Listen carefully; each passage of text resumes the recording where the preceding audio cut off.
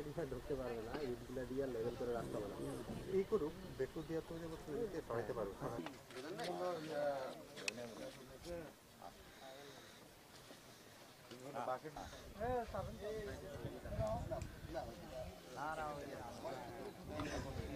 ওইটা দিয়ে যাবে কি, ওই যে ওইটা এখন এইভাবেই তো যায় আমাদের আগের অভিযানগুলোতে, এইভাবেই তো দেখতে এটা লেভেল করে দিয়ে এই সাইডে উঠে যাবে। এটা থাক, ওইটা সহ থাক।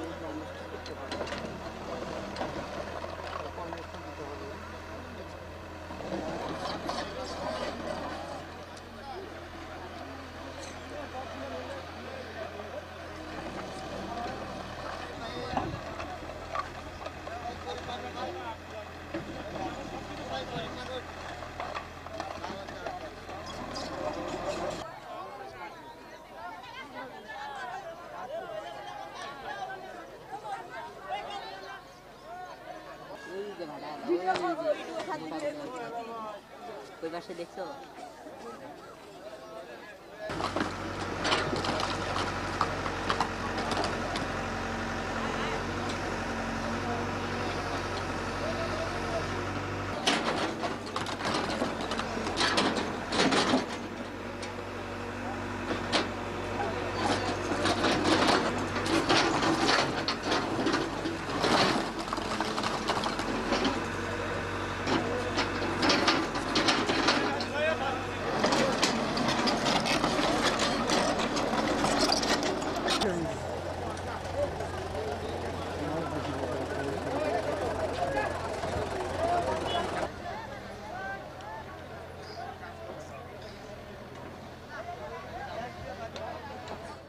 ইটভাটাটি প্রায় যে সাইডে ইট ছিল না সেটা ঘুরিয়ে দিয়েছি, এবং যেটুকু পরিমাণ কাজ করলে ওরা আর ব্যবহার করতে পারবে না ঠিক ততটুকু। চিমনির বিষয়ে আমরা আমাদের ভাঙ্গা অব্যাহত ছিল, এখন যেহেতু হচ্ছে আরো একটু বেশি গভীরভাবে করতে হবে, সে আমরা চেষ্টা অব্যাহত রাখতেছি।